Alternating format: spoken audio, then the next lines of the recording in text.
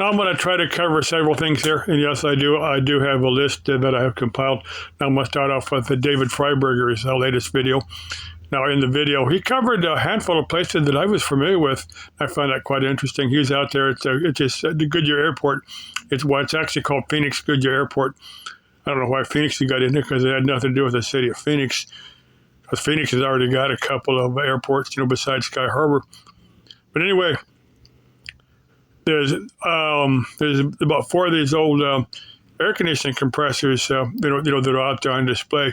I'm sure they were redoing one of their big structures that have been there from the 40s, and they just thought these compressors were interesting, and they just drug them out there to put them on exhibit. I've got them, and I'll go out there again and video them for my newer viewers, newer subscribers that haven't seen them. I did that maybe about 2 or 3 years ago when I first started this channel. Now there's a picture of a real nice picture of an SR-71 on one of these big signs out there, and there's another picture of I don't know the aircraft. It's a piston fighter aircraft. It's on someone has painted. It's on one of the billboards out there. I'm gonna get all those and post them on, because I've got them before and I might get them again. I don't think David Freiberger covered those because they're aviation and his thing is automotive. But anyway, another place that he covered several these drag strips that are no longer drag strips. Now, one of them, actually 2 of them, one up in the town of Surprise that had been, a Luke Air Force Base auxiliary landing strip. I don't know if it was just an emergency strip or if it was, they actually did maybe like touch and goes or something. Touch and go is where an aircraft will hit the runway, roll down and then take off again. That's what a touch and go is, if you didn't know that. A lot of pilots will practice their landings that way, landings and takeoffs. But anyway, these were auxiliary landing fields. The asphalt is still out there. Now, I've looked for this maybe once or twice and just didn't find it. I didn't seriously look for it. Next time I'm out in that direction, I'm going to go out and see if I can find this. I mean, Freiberger found it, so I can find it. It's probably on Google Maps. Next thing I'm going to cover, this is a NASCAR weekend. We've got, it's a Phoenix International race. But again, the track is actually in the city of Avondale. Avondale claims it, and, but anyway, said we're going to have a weekend of NASCAR racing out there, which means traffic is going to be a mess. If you're anywhere near the raceway, especially when just before the races start and after the race lets out, it's usually pretty busy, especially like around 115th, off of I-10 and off of US 85. It's usually real busy there.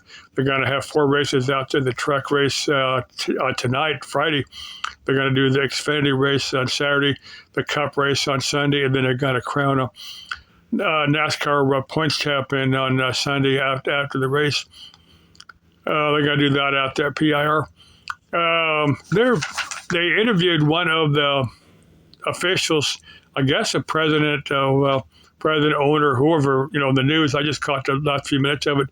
But they would talk about doing some Indy races out there. In the past, they've done Indy races. I don't know why they stopped at. What they should have done, they redid that track a couple years ago. They should have ate a little bit of their. They've got parking lot. It goes for about a mile west of the, of the track. So why they didn't just use a little bit of that track and make that track more into an oval? Maybe a 1.25 1.5 mile oval. Why they didn't make it a little bit bigger, I don't know, because they've certainly got plenty of land out there. It wouldn't have been that hard for them to make it a little bit bigger. Like I said, they put millions of dollars into redoing it, and it wouldn't have been that hard to redo that track. Let me see. Let me get my next, I'm going to cover some of the paranormal, the ghost, the YouTube channels. I'm just going to rattle off. If somebody needs their paranormal fix for Halloween. Now, the one I've discovered just recently is Don't Scare Claire. Want to get to her in a few minutes. Haley After Dark. Avery After Dark. Haley Reese. Trying to think of some paranormal files. That's Colin Brown. He's got like almost a 10-hour video where he's done some of his most scary videos where he's talked about not only scary in the paranormal sense. Now, some of these places you go in an abandoned place, it's pretty much open to the public. There might be homeless people hanging out in there. Homeless people can be a lot worse than homeless, people mentally ill or on drugs or something can be much, much worse than any ghost or demon. Or I'd prefer to deal with a demon that may or may not exist in some homeless person that's strung out on drugs or something, because sometimes the living can be much worse than the passed on individuals. Just let me get Amy's Crypt. I'm trying to think of some of the other. There's a bunch of them. I'm gonna cover them in future videos. People that YouTube channels that I like to watch that are paranormal. I've got a whole bunch of channels that I like to watch, as well as making YouTube videos dedicated to different subjects. I'm gonna get to my daughter Laura and my 3 grandchildren. Got Damien, which is 16, Matilda, which is 4, and Dante, which is 2. Now, she showed on Facebook, videos where I think she showed one where Matilda and Dante are carving up pumpkins, but she didn't show them in any Halloween costumes. So she may not have got them Halloween costumes. She may not take him out trick or treating. That might not be her thing. I really haven't discussed that with her.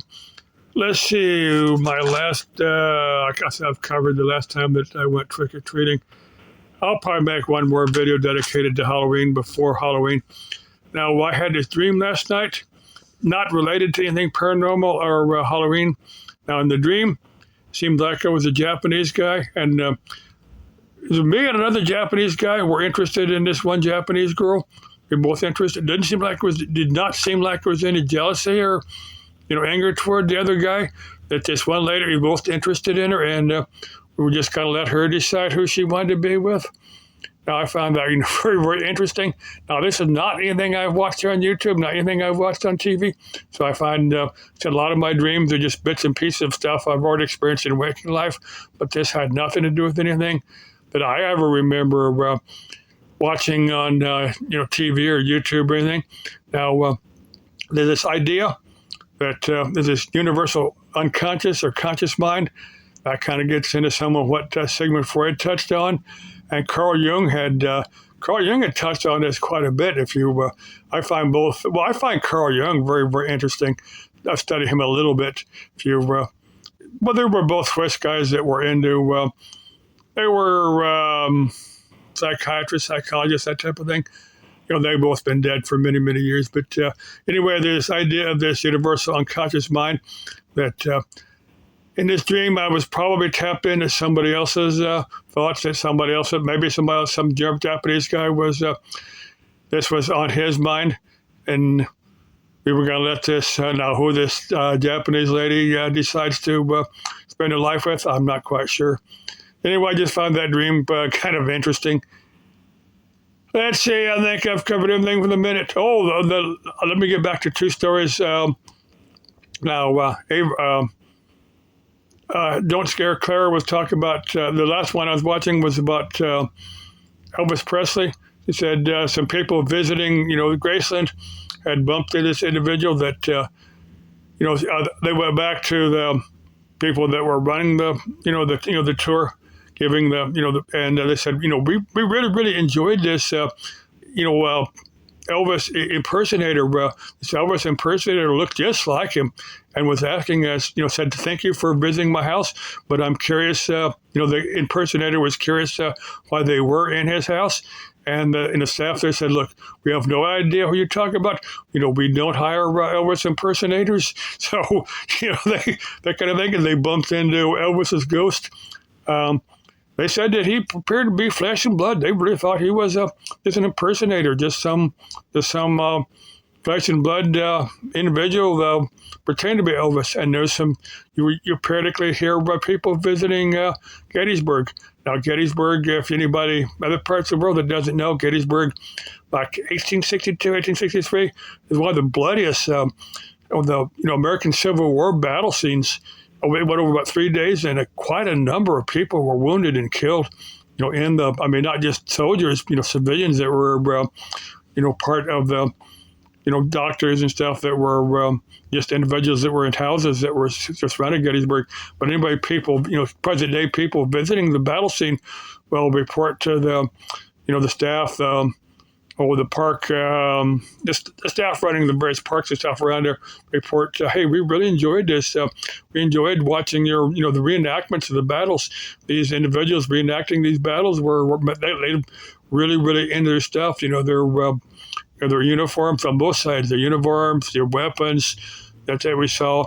Their tactics in the battle. That was real realistic. Then the staff there said, "Look, we don't know what you're talking about. We don't have at this current. They will have people that will go out there and reenact these battles. At the time these people were out there was nobody out there doing it. And they said, look, we don't know who you're talking about. There's nobody out there doing reenactments. This is kind of." I find those very, very interesting. Are they saying ghosts from the former battles?